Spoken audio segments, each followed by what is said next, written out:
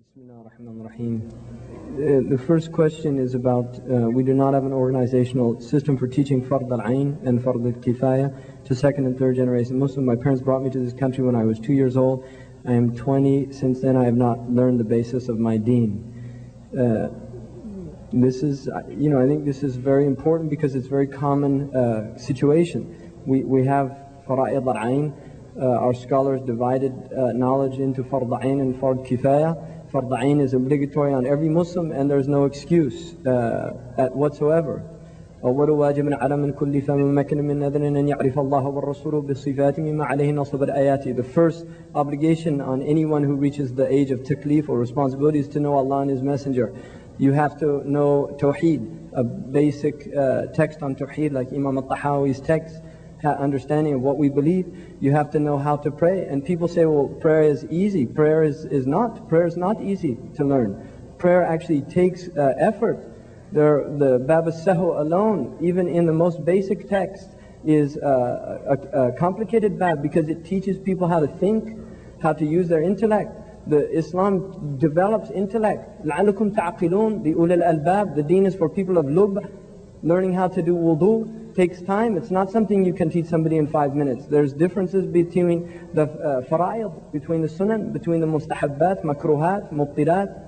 And these are important distinctions. Yusuf al-Nabahani radiallahu anhu mentioned that in the hadith that Salman al-Farisi relates, in the end of time there would be people praying in a masjid and there are 50 people praying and not one of their prayers was acceptable. The ta'liq that he made on that hadith, commenting, he said, because they won't have any knowledge. They'll just be doing motions and not knowing it. So this is a crime that the parents perpetrated on the child, because it is a wajib on the parents to teach their children the basic of their deen, and if they don't know it, then they have to learn it. And the only thing in Sharia that is mandub before the age of purity is hifz al-Quran by Sharia. And right before puberty, they have to learn how to pray, how to fast, and how to do wudu and these things. And they're essential. Sayyidina Umar wrote to all of his amirs in the Muwatta of Imam Malik, إِنِّي لَأَرَى مِنْ أَهَمِّ أُمُورِكُمُ الصَّلَاةِ فَمَنْ حَفِظَهَا وَحَافَظَ عَلَيْهَا فقد حفظ دينه ومن ضيعها فهو لما سواها أضيع. I see that the most important matter of all of our matters is the prayer. So whoever guards it and is vigilant about it has guarded his deen. And whoever ignores it and neglects it, he's more neglectful of everything other than the prayer. Prayer is the foundation of our teaching. The Prophet ﷺ said, الْأَحْدُ بَيْنِي وَبَيْنِكُمْ الصَّلَاةِ فَمَنْ تَرَكَهَا فَقَدْ كَفَرَ. The oath, the bond that I have between you is the prayer. He knows us غُرًّا مُحَجِّلِينَ عَنْ يَوْمِ الْقِيَامَةِ from wudu. That's how he knows the ummah. If people aren't doing wudu, then they're in big trouble. Really, big trouble. So we have to create in this country, we need to create serious institutions. Christians, they have hundreds of Bible colleges. We need institutions. We need to train. We need institutions solely for our women. In England, they have Jami'at al-Huda for girls, teaching girls Sharia and these things. The women need to become educated in their deen. In Sahih al-Bukhari, Aisha said, نِعْمَ النِّسَاء الْأَنصَارِ. The best of women are the women of the Ansar. لَا يَمْنَعُهُنَّ الْحَيَاء مِنَ التَّفَقَّهُ فِي الدِّينِ. Because modesty does not prevent them from becoming faqihat in the deen. Before I started studying here, I didn't pray. I wasn't very religious. I really didn't care. But after I started taking classes, gradually my life started changing. Everything I learned, I tried to implement it in my lifestyle. Like, the dress changed, the prayers, I went to study abroad. I went to Syria with the encouragement of Shaykh Hamza. I went to study abroad. Like some of his students went to Mauritania and I think Hadramaut. It was a very good experience for me, and inshallah I would like to help other people, new Muslims also, in their journey. Alhamdulillah, I became Muslim about 4 years ago from the Jewish tradition, and alhamdulillah I'm at the Zaytuna, just benefiting from the knowledge and the brotherhood here, alhamdulillah. Okay, and if you could summarize how you feel your life has been benefited by Zaytuna Institute and what takes place here? Or do you feel like there's been a benefit? Alhamdulillah, I've been listening to Shaykh Hamza Yusuf for about 2 years now, and I can really say that he's guided me intellectually and spiritually to just understanding Islam, to have a real practical Islam in my life. and in presenting Islam to others. And now that I come here often, alhamdulillah, I'm with the community that's doing this, and it's my level of iman and this is increasing, as well as the brotherhood, being with the brothers is amazing. So alhamdulillah. You know, whenever I come to Zaytuna, the people here, the classes I take, there's something. I was talking to a sister just a few minutes ago that I always go home with something that I can implement. Like the class today, what Imam Hamza talked about. I could always, take something home. And some of the sisters, I have a halakha in San Francisco that I go to, they always call me, so what did you learn today from Zaytuna? Right. And I'm so glad. So they can't come because they don't drive and they have other things to do. But alhamdulillah, I'm sharing what I get from here, right. And subhanallah, sometimes I come here, I'm tired or I'm sad. I go home, wow, subhanallah. I mean, it's just, we're just here, we're visitors here. Why am I so worked up about nothing? It doesn't matter. It's all about our ibadah, our interactions with people. Subhanallah, alhamdulillah. I'm constantly reminded of, it's not the dunya, it's the hereafter. This is just nothing. Subhanallah. Yeah, the atmosphere here is very heartwarming. I can honestly say I've never been to a place with better brothers, just that brotherhood is here. You can see it. It's not when you read about brotherhood in Islam, you take this book and it's like, okay, this is really nice. When you come to the Zaytuna, you see the brotherhood, you feel the brotherhood, you are the brotherhood, and you're with the brothers, alhamdulillah. And the same for the sisters as well when they come here, alhamdulillah. It's just a beautiful environment, plus being around all these scholars and just the nur from them. Just the vibe that you get from here is like no other. I mean, beautiful. I don't know how else to put that, but it's just being here. It's just being here just does it for me.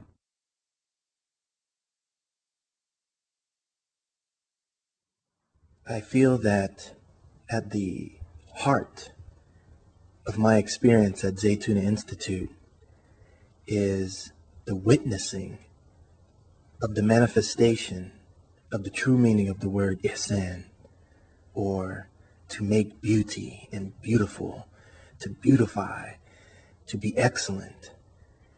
And I mean from the design of the madrasa to the layout of the grounds, the trees, the plants, the flowers, the birds, and the beauty of the selfless work of all the people that came together to make all of this beauty.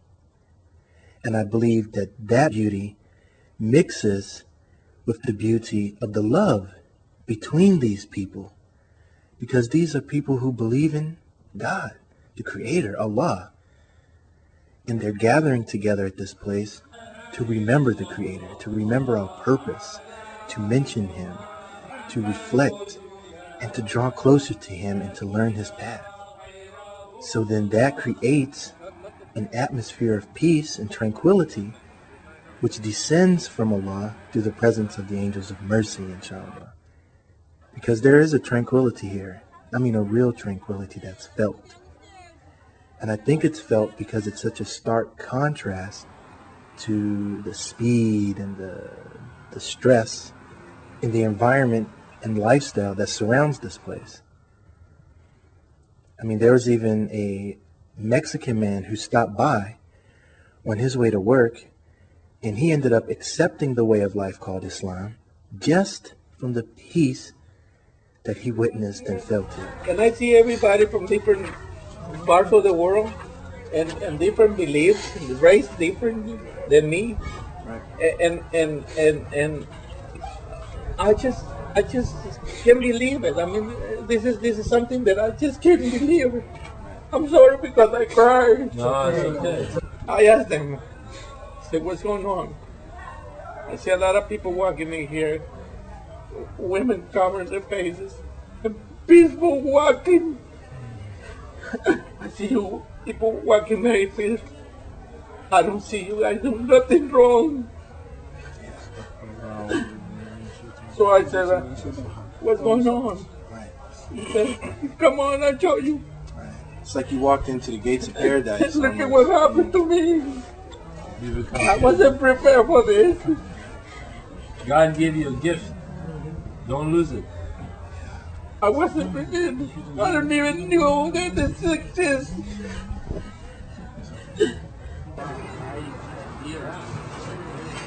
عليهم صراط الذين أنعمت عليهم غير المغضوب عليهم ولا الضالين. Amin. Very good, very good. I need to practice this. Yeah, you have to. You're doing very good. It's not easy. So really the spirit of Islam is based on learning the deen and acting on it and taking it out to people and taking it out in a state of humility and submission, not taking it out in a state of arrogance and self-righteousness. The Sahaba radiallahu anhum, they were not arrogant people. When they went to the corners of the earth, they went with deep humility. But they had izzah. They had izzatun nufus. They weren't humble in a meek sense. No, they were like lions. But they were humble in the sense that they recognized that the rest of the world was in the state they were in because they had not been given Islam, and they had been given Islam, and Islam is a blessing. Wallahi, it's a blessing. لا إله إلا الله وأشهد أن محمدا رسول الله وأشهد أن محمدا رسول الله.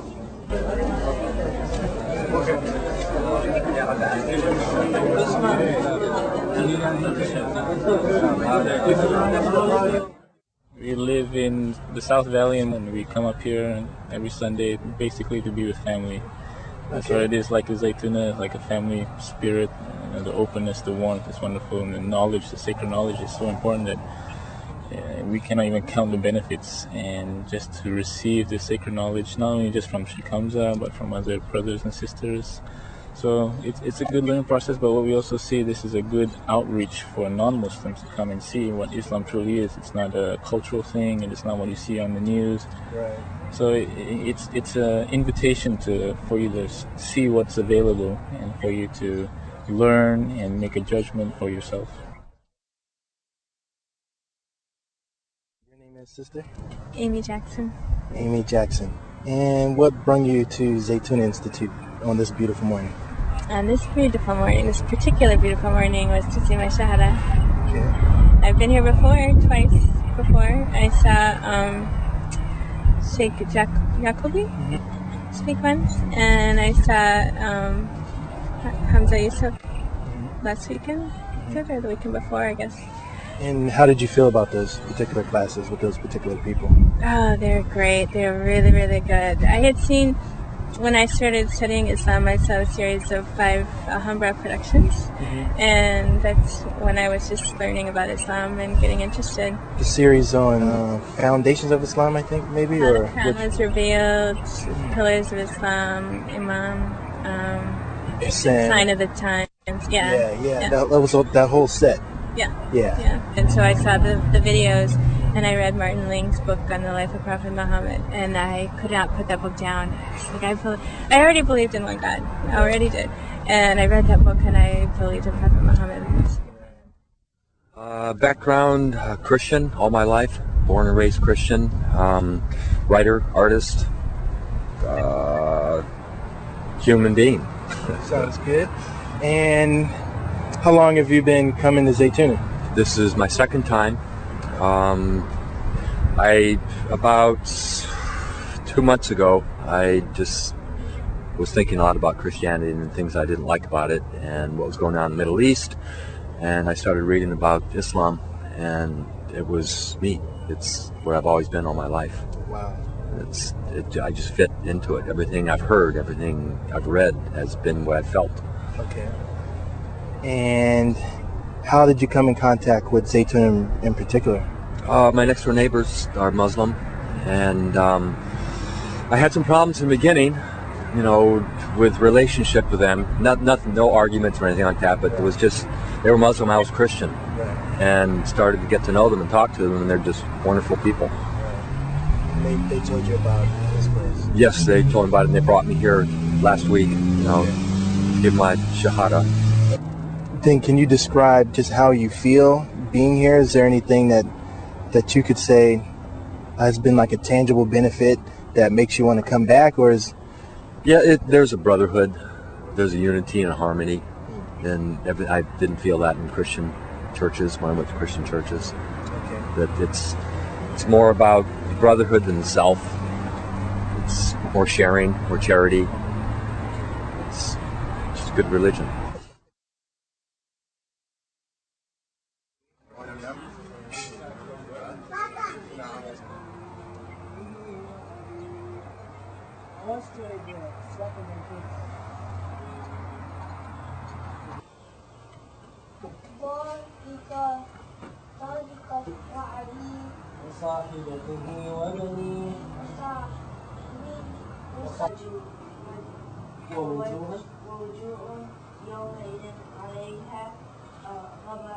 تبت يدا أبي لهب وتب ما